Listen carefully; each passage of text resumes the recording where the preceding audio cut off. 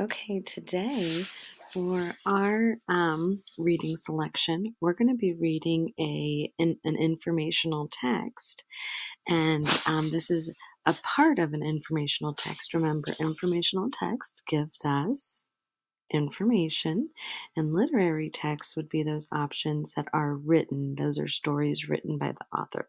So the genre here is expository text, which is a type of informational text. So let's read on our left-hand side more about our genre. So an expository text explains or describes the main idea about a topic using facts and details. It uses graphic sources to show the information visually. It uses text features such as a heading, italicized words. Remember, those are where they're kind of sideways. They kind of are slanted a little bit. And captions help readers predict, locate, and verify information.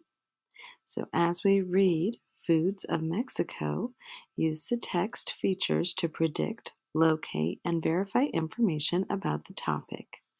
So I want you to think to yourself really quick, what is the topic in our passage, Foods of Mexico?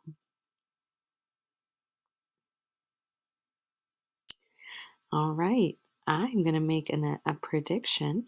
As a good reader, something good readers do is they make predictions that this main topic is going to be about Foods of Mexico. So let's read and see if that is correct, and let's see if we can make connections to this passage as well as to our essential question of how does culture affect the different foods we eat. Okay, Foods of Mexico, a delicious blend. From Viva Mexico, The Foods by George Ancona. Panza llena, corazón contento is an old Mexican proverb that means a full belly makes for a happy heart. The foods of Mexico are a treat to see, smell, taste, and eat. Look at this heading up here. Native foods. The early people of Mexico developed maize, corn, from a small wild plant. They grew many varieties of maize, white, red, yellow, black, and other color combinations.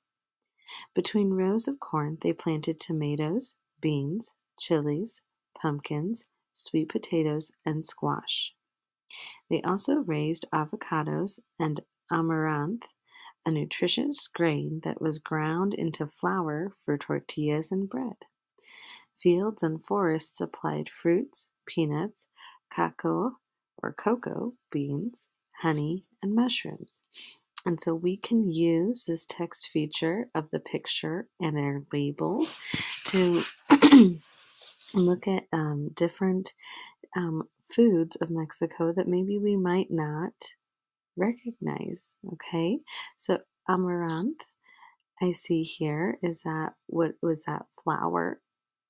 Okay, avocado I already knew, but I look here and I see chayote, and I now can make a connection to what that is. I knew what tomatoes are, so I'm going to learn by using my text features.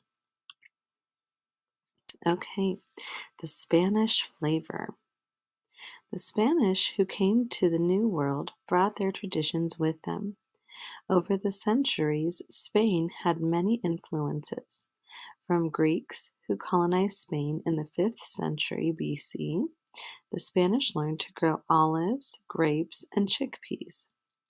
From the Moors, who ruled their country for 800 years, they learned to plant spinach, eggplants, artichokes, watermelons, sugarcane, and lime, lemon, and orange trees. Spanish ships called galleons sailed across the Pacific Ocean from Spanish colonies in Asia. They brought many foods and spices with them. Rice from Asia, together with Mexico's native beans or frijoles and tortillas, became the staple food of Mexico. African slaves who were brought in New Spain brought to New Spain also added their ways of cooking. So here we see the beans or frijoles and the rice. Okay, next area, tortillas or bolillos. The Spanish planted wheat because they preferred wheat bread to the native corn tortillas. They baked little rolls called bolillos. Serving bolillos was a status symbol among Europeans. But Mexicans never gave up their tortillas. Eventually, the settlers began to eat them too. Today, it isn't necessary to choose between a tamal or a bolillo. Street corner food vendors sell a breakfast snack that blends two cultures, a sliced bolillo with a hot tamale inside. This is called a torte de tamal, or a tamale sandwich. Like seeds blown by the wind, people came to Mexico from different lands, and they settled and flowered. The foods they brought with them blended with native cooking. The result is Mexican cuisine that has traces of distant lands. And so we see here are the bolillos.